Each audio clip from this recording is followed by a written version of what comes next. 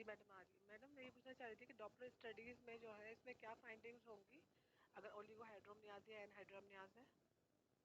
Doppler studies में you can have any finding. It can be normal, it can be reversed, it can be absent, it can be reduced. अब ये तो depend करता है कि at which stage you have gone for the Doppler study. अगर for example compensatory phase में है तो डेफिनेटली डॉपलर स्टडी नॉर्मल भी हो सकती है या फिर रिड्यूस्ड हो सकती है. अगर ये डिकम्पनसेटेड स्टेट में चला गया फीटस आपका तो फिर ये एब्सेंट रिवर्स भी इवन हो सकता है. तो ये डिपेंड करता है कि at which stage you are going to see this Doppler study. ठीक है. Okay ma'am. Okay now coming towards the disorders of the menstrual cycle. देखें हम लोग अब जनरल जो broad term which we are using nowadays is the abnormal uterine bleeding. Previously multiple terms were used. हम जिसमें menorrhagia was used या फिर ये कि हम उसमें म्यूटोरेजिया भी was used and polymenorrhagia was used. और these all terms have now been collected under a single term and that is called as abnormal uterine bleeding. तो इसमें अगर फॉर एग्जांपल हम मेनोरेजिया की बात करते हैं तो that is also come has been discussed under the category as heavy menstrual bleeding. तो normally speaking now previously it was said कि अगर आपका जो नॉर्मल मेंस्ट्रुअल फ्लो है that is up to 30 ml तक नॉर्मल हो सकता है. But if it goes beyond 80 ml then that it was taken as an abnormal uterine flow during the menstrual bleeding. But now the recent studies they say कि अगर for example the patient is experiencing menstrual flow in such a way that it is affecting the quality of life in any way. So like in any way means if she has to take off from the usual work or she has to she shows fatigue in during these days or she is not able to cope with the normal routine in during these days, then it means that it is an abnormal uterine bleeding. So this pattern of abnormal uterine bleeding can be because of multiple reasons. These reasons can be either the local factors, these can be because of some systemic factors. So these are further divided into according to the age group and according to the presenting complaint of the patient. For example, if you consider a young age girl, in that girl it might be because of some anovulatory defect because there is immature hypothalamic pituitary ovarian axis. So this immature hypothalamic pituitary ovarian axis in turn leads to anovulatory cycles and this in turn leads to unopposed estrogen and ultimately continuous shedding of the endometrium and patient presents with abnormal uterine bleeding in the young age. Similarly, along with it, she might be having some clotting factor disorders. For example, hemophilia might be there, या फिर platelet disorders might be there, which includes idiopathic thrombocytopenia. तो platelet disorders patient में हो सकते हैं. So that's why ultimately you have to rule out any history regarding bleeding from a nose, any gums or any from the epistaxis, any other bleeding from any other orifice. And similarly, you have to rule out the medical disorders like thyroid disorder, which can lead to abnormal uterine bleeding. And also, you have to ask about the other medical disorders. For example, if you are considering this as some cardiac patient who is taking some blood thinning agent like Loprin or clopidogrel, which is antiplatelet or antiplatelet. So in that case, again, she can experience the abnormal uterine bleeding. So these are generally the multiple factors keeping in mind. And if you are suspecting, and now if she is, for example, in the childbearing age group, then in this age group, what happens mostly that medical disorders are less likely, but the local causes are most commonly. For example, this can be because of some fibroid. This can be because of some polyp. It can be because of some pelvic inflammatory disease. It can be because of some other neoplasm. So the pattern varies according to the presenting complaint. For example, if it is fibroid, then mostly the patient with fibroid experiences heavy menstrual bleeding. But the previously the term used was menorrhagia. Why? Because fibroid depend करता है if it is intercavitary or it's intramural.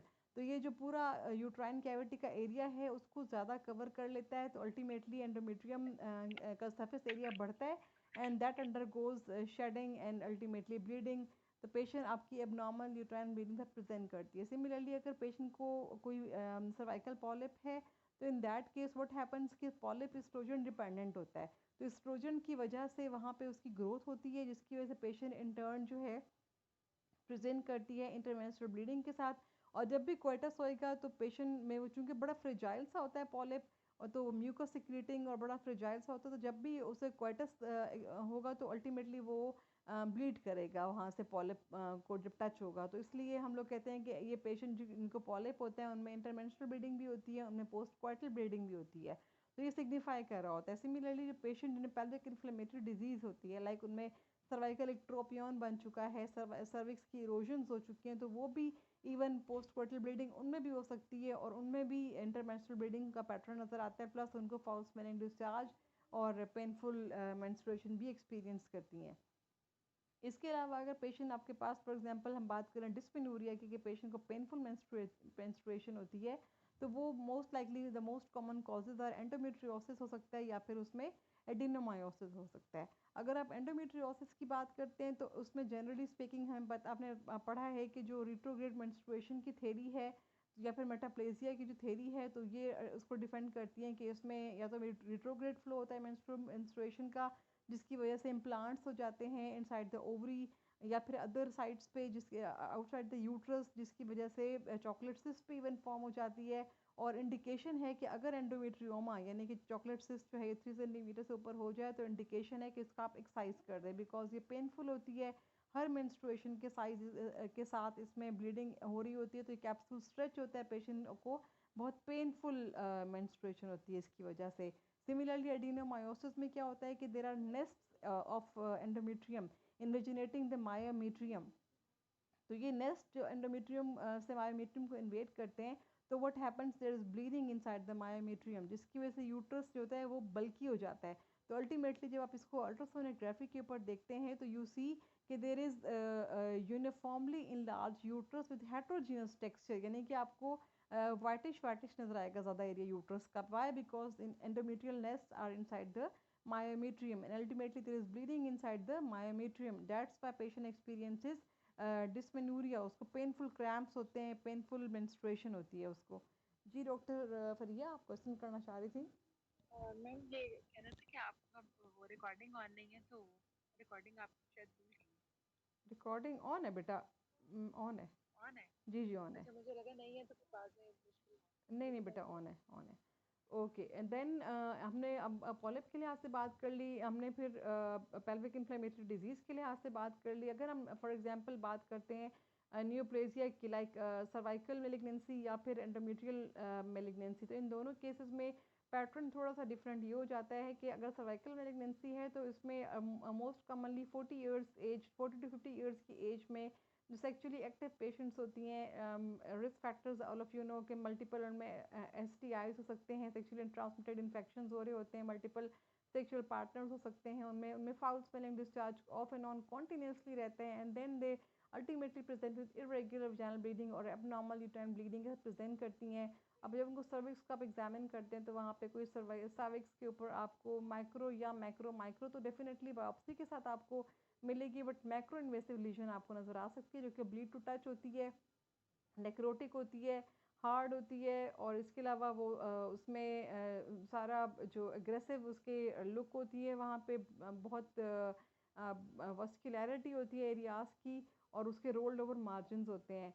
और इस तरीके से अगर patient आपके पास post पीनोपॉजल bleeding के साथ आई है, तो उसमें फिर आप डिपेंड करता है कि आपने अगर उसको एग्जामिन किया तो उसमें एट्रोफिक विजिनाइटिस भी हो सकता है। अगर आप उसको जनरली स्पीकिंग बात करें तो एट्रोफिक विजिनाइटिस हो सकता है उसको, लेकिन अगर साथ में स्पेशली आपको मेंशन किया गया है कि she is having diabetes या hypertension, so in that case you must remember that these are actually the risk factors for endometrial hyperplasia, and which in turn can lead to endometrial malignancy, because endometrial hyperplasia का मतलब होता है कि unopposed estrogen has been there on the endometrium, तो ultimately वहाँ पे endometrial hyperplasia हो रहा है, और once uncontrolled hyperplasia this can even lead to atypia। Endometrial hyperplasia की वजह से विदाउट एटीपिया भी हो सकता है, विद एटीपिया भी हो सकता है, और ultimately this has got 30% risk of malignancy if it is continuously exposed. तो in this regard lot of causes and factors are there जो कि एबनॉर्मल यूट्राइन ब्लीडिंग के लिए कॉजेटिव फैक्टर्स हो सकते हैं। लेकिन अगर हम जनरली स्पीकिंग इसको तमाम को अगर हम जो रीसेंट गाइडलाइंस के अकॉर्डिंगली देखें, तो now they have compiled it into a single mnemonic and that is palm coin। इन्होंने इसको palm coin में उसको उसमें insert कर दिया है। then in which P stands for polyp, A for adenomyosis, L for leiomyoma, M for malignancy, C for coagulopathy, any coagulative disorder हो सकता है उसको, O for ovulatory defect हो सकता है उसको, I for इसमें इडियोपैथिक कॉज हो सकती है, N E stands for endometrial origin, and N for not otherwise classified. अब नॉट अदरवाइज क्लासिफाइड मीन्स कि अभी तक उसे क्लासिफाई नहीं किया गया, we don't know the cause. अब एंडोमेट्रियल ओरिजिन कौन सी होती है? बेसिकली जो पहले हम प्रीवियसली टर्म यूज़ करते थे D U B, dysfunctional uterine bleeding, तो अब उस टर्म को हमने छोड़ के अब ब्लीडिंग ऑफ एंडोमेट्रियल ओरिजिन को हमने डिफाइन किया है। ब्लीडिंग ऑफ एंडोमेट्रियल ओरिजिन जो एक्चुअली होती है वो बेसिकली जब इम्बैलेंस होता है प्रोस्टाग्लैंडिन्स का, तो उसको हम लोग उसकी वजह से जो ब्लीडिंग होती है that is given the name as bleeding of endometrial origin. Why? Because आपको पता है कि जब भी मेंस्ट्रुएशन के दौरान में प्रोस्टाग्लैंडिन्स रिलीज होते हैं जो कि ब्लीडिंग को कंट्रोल करते हैं, और इन दिस रिगार्ड थोड़ा क्रैम्पिंग पेन पेशेंट को एक्सपीरियंस होता है और ब्लीडिंग थोड़ी सी कंट्रोल होती है। लेकिन अगर ये जो प्रोस्टाग्लैंडिन्स का रिलीज है ये इतना अच्छा नहीं है उस तरीके से, तो in that case patient will be having excessive bleeding, तो उसमें फिर हम उसको खुद से एनसेड्स एडमिनिस्टर करते हैं, तो वो ब्लीडिंग ऑफ एंडोमेट्रियल ओरिजिन उसका न्यू नेम हमने उसको ये दिया है। तो अब अगर हमसे अब according to the recent guidelines definition पूछते हैं कि what is abnormal uterine bleeding, so it is the bleeding which leads to which affects the quality of life of the patient such a point कि उसमें जो normal physical activities थी the individual is not able to carry। लेकिन अगर आप previously definition को देखें तो दैट सेज कि 80 ml से ज़्यादा अगर ब्लीडिंग हुई है तो that is abnormal uterine bleeding. तो अब देखें पर्सन टू पर्सन वेरी करता है। फॉर एग्जांपल अगर एक पेशेंट का हेमोग्लोबिन वैल्यू 10 ग्राम्स पर डेसीलीटर्स है और उसने ब्लीड किया तो डेफिनेटली वो ड्यूरिंग द मेंस्ट्रुएशन काफ़ी ज़्यादा एग्जॉस्ट हो जाएगी। एक पेशेंट का हेमोग्लोबिन ऑलरेडी 7 ग्राम्स पर डेसीलीटर है, उसने मेंस्ट्रुएट की थोड़ा सा भी मेंस्ट्रुएट किया तो ऑटोमेटिकली वो तो उस पेशेंट से भी ज़्यादा फटीग का शिकार हो जाएगी। तो that is why the new criteria is according to the patient's own capability कि वो किस तरीके से उसको कोप करती है। तो इसमें फिर मज़ीद जो है हम लोगों ने हिस्ट्री पॉइंट्स स्पेसिफिक रखे हुए हैं कि ऑनसेट कैसा है, ड्यूरेशन कैसी है, सिवियरिटी कैसी है, एग्रीवेटिंग फैक्टर्स क्या है, रिलीविंग फैक्टर्स क्या है, नंबर ऑफ पैड्स पेशेंट कैसे सोक कितने सोक करती है, प्रीवियसली कितने सोक करती थी, मीनार्की पे क्या पैटर्न था, अगर सोक करती भी है तो वो कितनी अमाउंट होती है उसकी, और प्लस ये कि उसमें क्या उसको नाइट के लिए भी अवेकनिंग्स होती हैं, टेम्पॉन्स यूज़ करती है या पैड यूज़ करती है, तो उसमें क्या उसको जो वेटिंग जो उसके क्लॉथेस हैं, ट्राउज़र हैं, क्या वो भी सोक हो जाते हैं इसमें। तो इस तरीके से उसमें अब आपने फिर ये अमाउंट यहाँ से आपने अमाउंट असेस की, अब आपने कॉजेज़ रूल आउट की, कॉजेज़ को आपने जो पाम कॉइन का निमोनिक है उसके अकॉर्डिंगली आपने फॉलो करना है, लेकिन आपने according to the age of patient जाना है। यानी कि ये नहीं है कि अगर यंग एज बच्ची आई है और डायरेक्टली आप मेलिग्नेंसी पे जंप कर दें। आप अगर यंग एज बच्ची आई है तो यहाँ पे आपने उसका जाहिर है जो इमेच्योर पिट्यूटरी एक्सेस है उसके लिहाज से जो कोई ओव्यूलेटरी डिफेक्ट है, फॉर एग्जांपल उसमें साइकिल्स उसके इम्प्रॉपर होंगे तो वो आपने पूछने हैं। साथ में आपने उसके कोई फैमिली में ब्लीडिंग डिसऑर्डर्स तो नहीं है, उसको खुद को कोई epistaxis gum bleeding from gums की प्रॉब्लम तो नहीं है, थ्रोम्बोसाइटोपेनिया को रूल आउट करने के लिए। इस तरीके से यंग रिप्रोडक्टिव एज ग्रुप में आपने फाइब्रॉइड्स, पॉलिप्स, पीआईडीज़ के लिहाज से पूछा, और एडवांस एज ग्रुप में आपने मेलिग्नेंसी को, साथ में हाइपरटेंशन, डायबिटीज़, रिस्क फैक्टर्स हैं आपने उनके लिहाज से पूछा। तो क्या blood thinning agents patient use करिए उसके अकॉर्डिंगली आपने पूछा। तो तमाम चीज़ें आपने ये कीप इन माइंड रखनी है। अब अगर आप जो इसकी एग्जामिनेशन है डेफिनेटली आपने जनरल फिजिकल एग्जामिनेशन तो करना ही है, प्लस आपने उसका सिस्टमिक एग्जामिनेशन करना है और लोकल एग्जामिनेशन करना है। अगर वो अनमैरिड बच्ची है तो डेफिनेटली आप उसका लोकल एग्जामिनेशन जस्ट उसको आउटर उसको देख सकते हैं, बाकी आप उसको कोई पॉलिप या कुछ ऐसा आपको इंस्पेक्शन की हद तक है, लेकिन आप पैल्पेशन नहीं कर सकते उस केस में। लेकिन अगर वो मैरिड है तो उसमें डेफिनेटली आपने उसको पूरा बाय मैनुअल पेल्विक करना है, स्पेक्युलम करना है, आपने उसका फॉर एग्जांपल पैप स्मेयर भी लेना है, आपने पैप स्मेयर के बारे में पूछना भी है, और आपने उसका फर्दर ये है कि प्रॉपर बाय मैनुअल एग्जामिनेशन उसका आपने करना है। तो अब इसमें further regarding the management aspects depend करता है कि what the patient's concern are. Definitely आपने पहले हिस्ट्री में पूछ लेना है कि what does your patient want herself, either she wants the medical management और she wants the surgical management, और पेशेंट के कंसर्न्स क्या है, फर्टिलिटी बेयरिंग एज ग्रुप है तो क्या यूट्राइन प्रिजर्विंग सर्जरी चाहिए उसको, एंड या फिर ये कि उसको डेफिनेटिव मैनेजमेंट चाहिए तो अकॉर्डिंगली। लेकिन अगर हम जनरली स्पीकिंग बात करें तो हम मैनेजमेंट को दो तरीके में डिवाइड कर लेते हैं। एक हमारे पास मेडिकल होती है और एक हमारे पास सर्जिकल होती है। मेडिकल में हम लोग ज़ाहिर स्टेप वाइज मूव करते हैं, लेकिन अकॉर्डिंग टू सिवियरिटी हमारी रिजीम चेंज भी होती है। अगर हम स्टेप वाइज वैसे जनरली बात करें तो उसमें हम एनसेड्स के बारे में बोलते हैं कि ये प्रोस्टाग्लैंडिन्स हैं। नॉर्मली अगर प्रोस्टाग्लैंडिन्स का इम्बैलेंस है तो ये उसमें 20 to 25% ब्लीडिंग को कंट्रोल करते हैं। सिमिलरली जो एंटी फिब्रिनोलिटिक्स होते हैं हमारे पास, ये ऑलमोस्ट 50% कवरेज देते हैं, ब्लीडिंग को कवर करते हैं, और इसकी डोज जो है हम उसको यूजली ऑलमोस्ट 1 ग्राम QID भी दे सकते हैं। जहाँ तक इंसेड्स की बात है तो वो 500 मिलीग्राम्स 3 टाइम्स अ डे भी उसको हम दे सकते हैं। प्लस ये कि उसके बाद हम ओरल कॉन्ट्रासेप्टिव पिल्स के ऊपर आ जाते हैं अगर, तो वो हम डे 6 से डे 26 तक उसको पेशेंट को यूजली हम एडमिनिस्टर करते हैं, और डिपेंड करता है कि कौन सी डोज पे पेशेंट रिस्पॉन्ड करती है, हाई डोज इस्ट्रोजन पे या लो डोज इस्ट्रोजन पे। लेकिन आपको पता है कि OCPs के लिहाज से रिस्क फैक्टर्स हैं, लाइक सी ए ब्रेस्ट सी ए ओवरी सी ए एंडोमेट्रियम का रिस्क है, सिमिलरली ओविनस थ्रोम्बोएम्बोलिज्म का रिस्क है, हाइपरटेंसिव क्राइसिस का रिस्क है, लिवर चूंकि इनका मेटाबॉलिज्म लिवर में होता है, that is Y liver disorder already है तो उसका एग्रेवेट होने का रिस्क है। दैट इज़ वाई आपने डिटेल्ड हिस्ट्री पूछ लेने के बाद ही उसको OCPs के ऊपर शिफ्ट करना है। और आजकल जो रिकमेंडेशन है कंजर्वेटिव में हमारे पास वो इंट्रा यूट्राइन सिस्टम लीवोनॉर्जेस्ट्रिल है, जो कि 95% ब्लीडिंग कंट्रोल करती है और स्लो रिलीज फॉर्म में प्रोजेस्टेरॉन को रिलीज करती रहती है, और इन दिस वे ब्लीडिंग को काफ़ी हद तक कंट्रोल करती है। प्लस ये कि एंडोमेट्रियम को एट्रोफी स्लोली एट्रोफी उसकी करती रहती है, और ultimately prevents the endometrial hyperplasia. अगर हम इसमें नेक्स्ट स्टेप की बात करें तो एंडोमेट्रियल एब्लेशन भी आ जाती है। एंडोमेट्रियल एब्लेशन की दो हमारे पास जनरेशन हैं, first generation and second generation. जो फर्स्ट जनरेशन है वो जैसे that is basically trans cervical resection of the endometrium. हम सर्विक्स के थ्रू जाते हैं और एंडोमेट्रियम की रिसेक्शन कर देते हैं। तो उसमें ये होता है कि 20-40% तक ब्लीडिंग कंट्रोल हो जाती है पेशेंट में, सारी वो एंडोमेट्रियम सारी उसकी एब्लेड हो जाती है, यानी पूरी वो ऑलमोस्ट कह लें आप बर्न हो जाती है। जो सेकेंड जनरेशन है हमारे पास न्यूअर टेक्निक्स हैं, वो थर्मल बैलून एब्लेजन है, जिसमें ये माइक्रोवेव प्रोसीजर है, जिसमें कि बैलून थर्मल बैलून्स होते हैं, उसके थ्रू हम एंडोमेट्रियम को बिल्कुल बर्न कर देते हैं तो वो ब्लीड कम करती है। तो इस तरीके से उसमें उसमें भी जो सक्सेस रेट्स होते हैं वो 20-40% तक हमारे पास उसके आ जाते हैं सक्सेस रेट्स। तो पेशेंट को एमेनूरिया डेवलप हो जाता है उसकी वजह से इवन।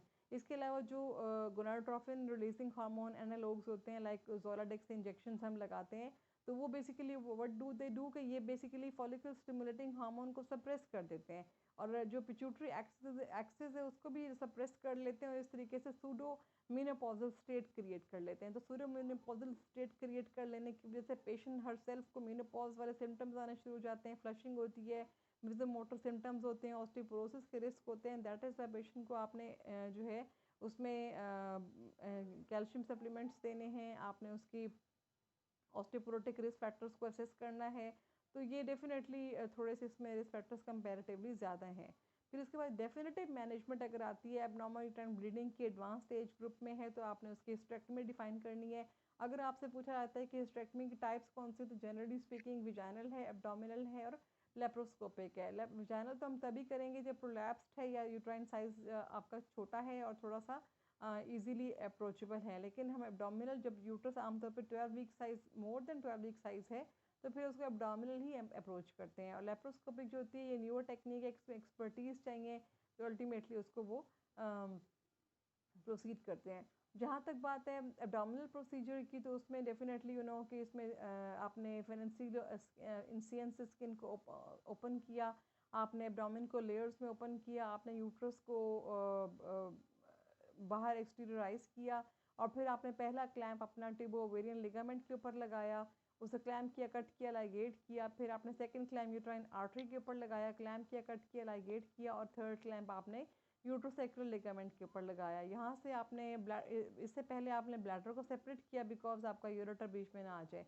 तो आपने फिर ये इस तरीके से यूट्रस को 3 क्लैम्प मेथड के थ्रू रिमूव करना है और आपने वॉल्ट को रिपेयर कर देना है, हीमोस्टेसिस को सिक्योर करना है और पेशेंट को बता देना है आपने कि डेफिनेटली इसका जो 6 वीक्स तक के लिए पेशेंट को ये थोड़ा हीलिंग प्रोसेस और इसमें बैक टू द नॉर्मल आने में टाइम लगेगा।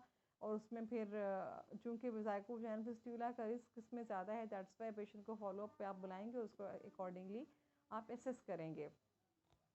तो ये हमारे पास जनरली स्पीकिंग जो है मैनेजमेंट थी। लेकिन अगर आपसे एग्जामिनेशन पॉइंट ऑफ व्यू से डिस्कस किया जाए तो definitely according to the scenario your management varies. You will not tell about A, B, C, D, all the managements in front of the examiner when it's being asked. You have to tell the examiner about the thing which is asked about the patient, asked about your patient at that time. For example, अगर अब normal uterine bleeding है उसकी it's because of polyp, तो you have to go for polypectomy along with the DNC and fractional curettage. अगर it's because of some pelvic inflammatory disease, you have to treat the pelvic inflammatory disease. If it's because of the fibroids, definitely either you have to give the medical management for the reduction of size of the fibroids, or you have to go for the myomectomy, and you have to tell कि 1% risk of hysterectomy is along with the fibroids myomectomy. तो ये तमाम चीज़ें हैं, ये very करती हैं along according to the scenario, according to the clinical presentation of your patient, और according to the age group of the patient. ठीक है,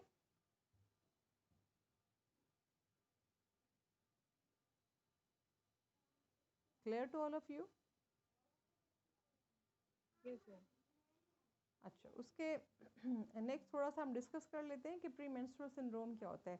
अब pre menstrual syndrome all of you know कि बेसिकली जब ल्यूटियल फेज स्टार्ट होती है menstrual cycle की, तो उसमें एकदम से क्या होता है कि एलएच सर्ज होने जाने के बाद प्रोजेस्टेरॉन रिलीज़ होता है। तो प्रोजेस्टेरॉन रिलीज़ होने की वजह से पेशेंट में जनरली जो इफ़ेक्ट्स आते हैं वो यही होते हैं कि लो मूड होता है, थोड़ा सा एनजाइटी होती है पेशेंट में, उसको ब्लोटिंग होती है पेशेंट को, ब्रेस्ट टेंडरनेस होती है, और इरिटेबिलिटी भी स्टार्ट हो जाती है पेशेंट को, हेडेक्स भी होते हैं, मूड स्विंग्स भी होते हैं। तो ये बेसिकली इट्स शोइंग के देयर इज़ ओव्यूलेशन, और ये ओव्यूलेशन के साथ इसका एसोसिएशन है। तो अल्टीमेटली कुछ पेशेंट्स ऐसे होते हैं कि जिनमें प्रीमेंस्ट्रुअल सिंड्रोम इस हद तक हो जाता है कि वो डिस्मॉर्फिक डिसऑर्डर बन जाता है, जो कि ट्रबल्सम होता है फॉर द पेशेंट। तो इसमें कुछ हर्बल रेमेडीज़ भी देते हैं, like for example evening primrose oil, different regimes, but they are not very much helpful. तो नॉर्मली स्पीकिंग अगर इसमें बात करें, जो first line treatment according to the guidelines है, that is basically oral contraceptive pills. तो उसमें ये होता है कि हम बेसिकली एम इज़ कि हम एन ओव्यूलेटरी साइकिल करते हैं, जिसकी वजह से प्रोजेस्टेरॉन रिलीज़ नहीं होता, और अल्टीमेटली जो प्रोजेस्टेरॉन के सारे इफेक्ट्स आ रहे होते हैं वो भी फिर ऑटोमेटिकली कवर हो जाते हैं। नेक्स्ट थिंग इज़, अगर नॉन हार्मोनल मैनेजमेंट देना चाहें पेशेंट को, तो वो फिर हम उसको सेलेक्टिव सेरोटोनिन रिएप्टेक इनहिबिटर्स दे देते हैं, ल्यूटियल फेज़ में देते हैं, ताकि वो जो इफ़ेक्ट्स हैं प्रीमेंस्ट्रुअल सिंड्रोम से रिलेटेड, वो पेशेंट में जो इरिटेबिलिटी है या उसको मूड स्विंग्स हैं, वो उसमें काफ़ी हद तक कंट्रोल हो जाते हैं। और अगर उसको ब्लोटिंग वगैरह है तो उसमें हम उसको इवनिंग प्रिमरोज ऑयल है ये भी साथ में करा देते हैं। तो लेकिन अगर आप गाइडलाइंस अगर स्टडी करते हैं तो उसके अकॉर्डिंगली जो हमारे पास डेफिनेटिव मैनेजमेंट है for this, that is basically oral contraceptive pills है। और नेक्स्ट हमारा आज का टॉपिक था कि हमने पॉलीसिस्टिक ओवेरियन सिंड्रोम के बारे में डिस्कस करना था।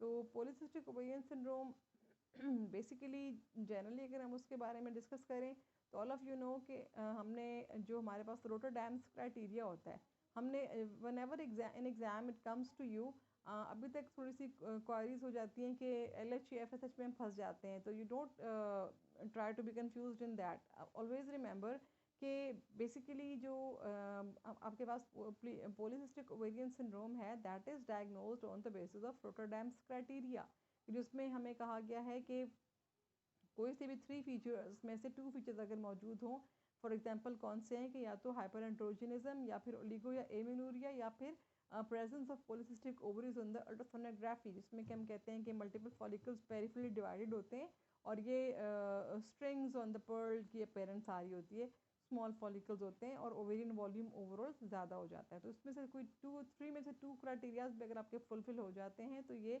सिग्निफाई करता है आगे पॉलीसिस्टिक ओवेरियन सिंड्रोम को। तो ये बेसिकली इसमें क्या एटियोलॉजी हो रही होती है, इसमें ये होता है कि आपका जो प्रॉपर फॉलिकल जो कि मैच्योर नॉर्मली अगर आप साइकिल को देखें तो शुरू में आपका एफएसएच रिलीज होता है, एफएसएच आपका एस्ट्रोजन बढ़ाता है, एस्ट्रोजन आपके फॉलिकल को मैच्योर करता है। फॉलिकल के मैच्योरेशन के बाद आपका जो गुड साइज होता है फॉलिकल का दैट इज़ 20 मिलीमीटर्स। अगर 20 मिलीमीटर साइज ऑप्टिमल वो अचीव हो चुका है तो वो रप्चर करता है, रप्चर होने के बाद वो कॉर्पस ल्यूटियम बन जाता है, ओवम रिलीज हो गया है और उसके बाद आपका जो है ना फर्दर प्रोजेस्टेरोन रिलीज हुआ। लेकिन अगर आपकी फॉर एग्जांपल ओव्यूलेशन नहीं हुई है तो स्मॉल एट्रोटिक फॉलिकल्स बन जाते हैं, छोटे फॉलिकल्स बन जाते हैं और यही पिक्चर आपकी पॉलीसिस्टिक ओवेरियन सिंड्रोम में आती है।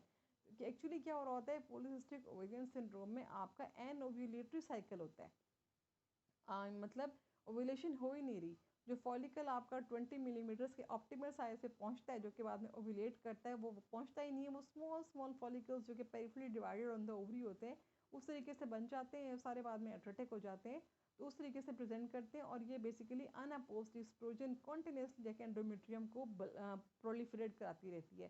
तो इस तरीके से पेशेंट आपका जो है is at risk of abnormal uterine bleeding because of this unopposed estrogen, क्योंकि आपका तो फॉलिकल मैच्योर नहीं हो रहा और इसकी वजह से प्रोजेस्टेरॉन भी नहीं रिलीज हुआ, आपकी एलएच सर्ज नहीं हुई, एलएच सर्ज ना होने की वजह से प्रोजेस्टेरॉन भी नहीं हुआ और अल्टीमेटली अनअपोज्ड एस्ट्रोजन मुसलसल एस्ट्रोजनाइजेशन किए जा रहे हैं एंडोमेट्रियम की, इसकी वजह से प्रोलिफरेट हो जा रही है। वो कभी ओकेजनली शेड ऑफ करेगी, कभी वो शेड नहीं करेगी, लेकिन चूंकि उसको प्रोजेस्टेरॉन की सपोर्ट नहीं मिल रही है दैट इज़ वाई वो फिर उस तरीके से ब्लीड नहीं करती। अब आप अल्ट्रासोनोग्राफी पे देखेंगे तो आपको बड़ा बल्कि यूट्रस मिलेगा, आपको एंडोमेट्रियम बहुत थिकेंड मिलेगी, लेकिन वो ब्लीड नहीं कर रही होगी, वो कहेगी मुझे बिल्कुल थोड़ी सी ब्लीडिंग होती है मिनिमल सी और वो स्टॉप हो जाती है।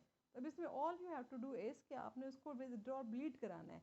तो जो आपकी न्यूअर गाइडलाइंस हैं वो कहती हैं कि एटलीस्ट आपको एवरी 3 मंथली आपने लाजमी उसको पेशेंट को विदड्रॉ ब्लीड कराना है सो दैट कि उसमें अनअपोज्ड एस्ट्रोजन की वजह से एंडोमेट्रियल हाइपरप्लेसिया ना हो जाए पेशेंट को।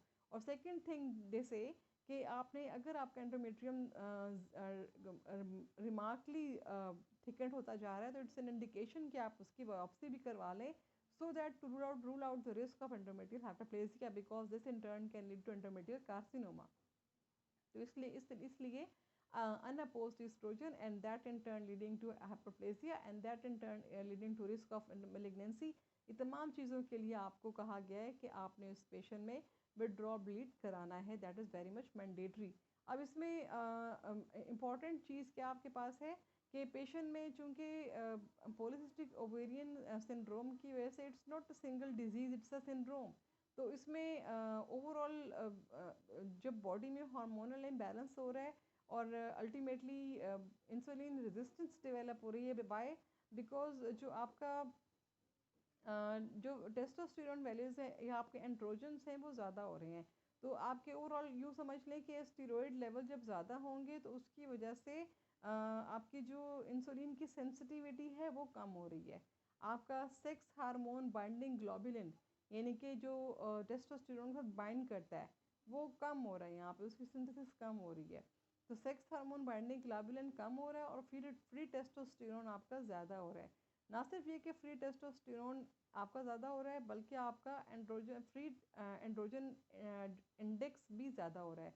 तो ये ओवरऑल जब आपके स्टीरॉयड लेवल ज़्यादा हो रहे हैं तो इसकी वजह से आपका एंड्रोजन्स के भी इफेक्ट्स आ रहे हैं बॉडी के ऊपर, जिसकी वजह से हिर्सुटिज्म हो रही है, बाल्डनेस भी हो सकती है, वॉइस चेंज भी हो सकती है, प्लस ये हो रहा है कि इंसुलिन रेजिस्टेंस हो रही है बिकॉज स्टीरॉयड लेवल ज़्यादा हो जाने की वजह से इंसुलिन रेजिस्टेंस हो रही है। अब इंसुलिन रेजिस्टेंस हो जाने की वजह से patient is prone to have type 2 diabetes. तो इस पेशेंट में अनअपोज्ड एस्ट्रोजन की वजह से सी एंडोमेट्रियम का रिस्क है, इंसुलिन रेजिस्टेंस की वजह से टाइप 2 डायबिटीज़ का रिस्क है।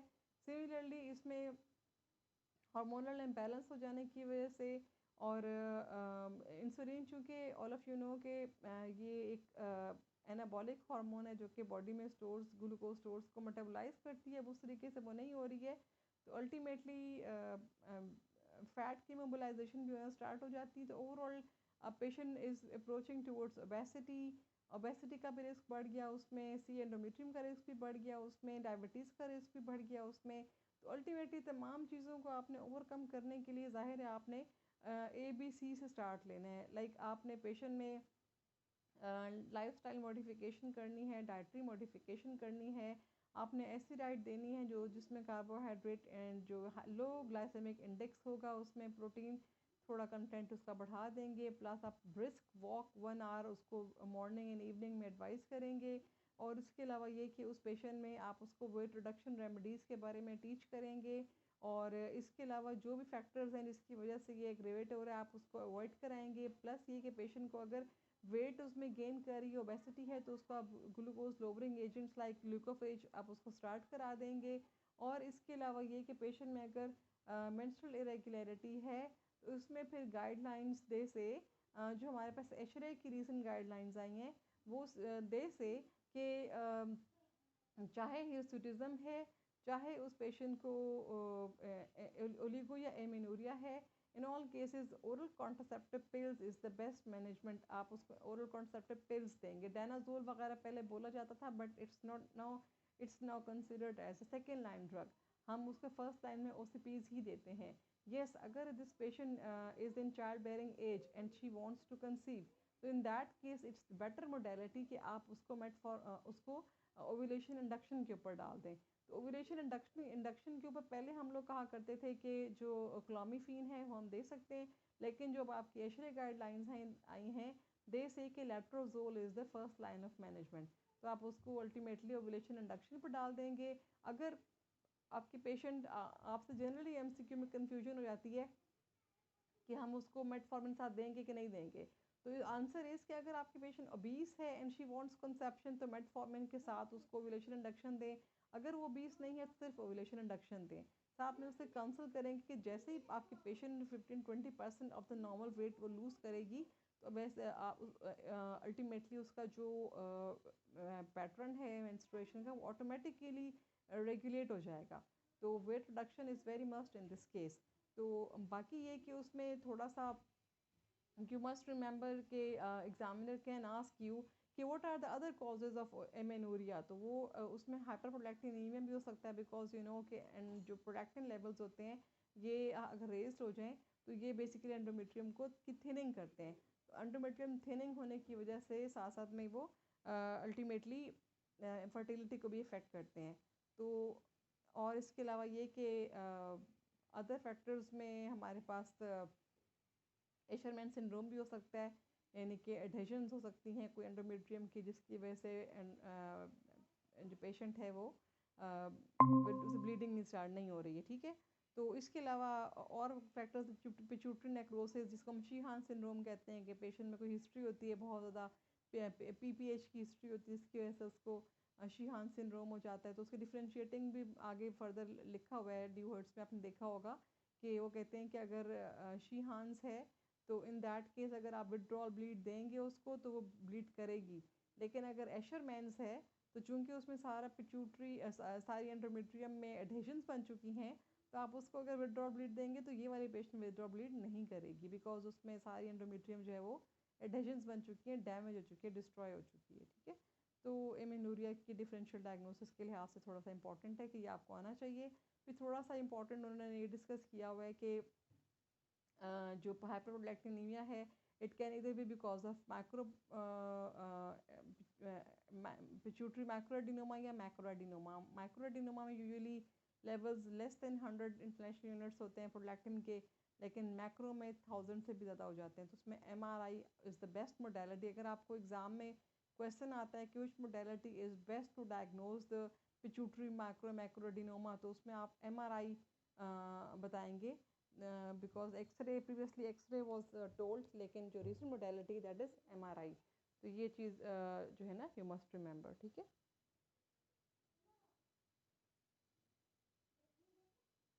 So all the points are clear to all of you.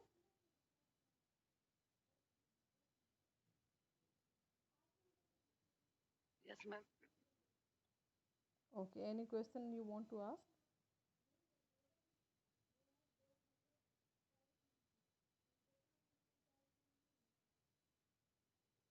Okay then last time ये कि रिपीट। जो आपने बताया यंग बच्चियां होती हैं और उनके अंदर इमेच्योर हमारा hypothalamic pituitary ovarian axis. Hypothalamus है, तो हम्म। उसमें हमने कितना वेट करना होता है कि मतलब जैसे हमारे पास बच्चियां आती हैं और वो 14 ईयर्स की हैं, 2-3 साइकिल्स के बाद तो हम उनको कहते हैं कि ये खुद ही ठीक हो जाएगा, तो हम बेटा कितने उनमें ऐसे हम, तक वेट करने के अगर बाद आप उसको गाइडलाइंस मेथड्स पे पढ़ें, डालें? अगर आप गाइडलाइंस पढ़ें तो उसमें लिखा हुआ है कि oral contraceptive pill is the best regime to give them.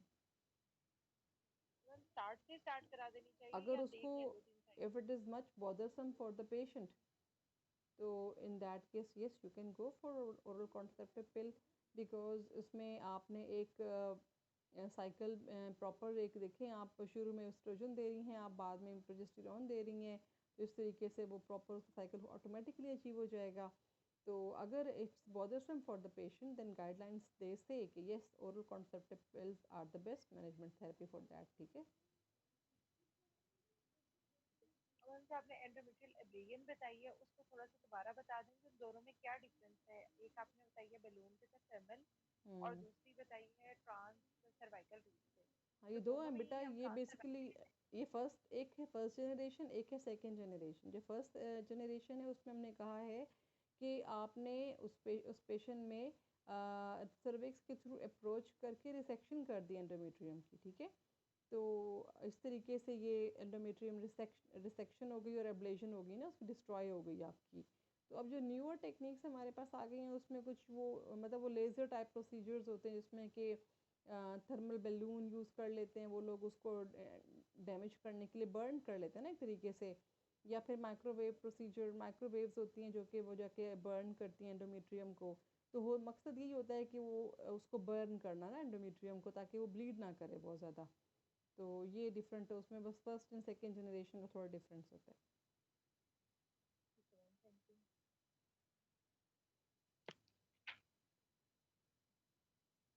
Clear. Yes ma'am, thank okay you, बेटा। क्लियर हो गई। ओके थैंक यू बेटा, अल्लाह हाफिज़। अल्लाह हाफिज़। हाफिज़।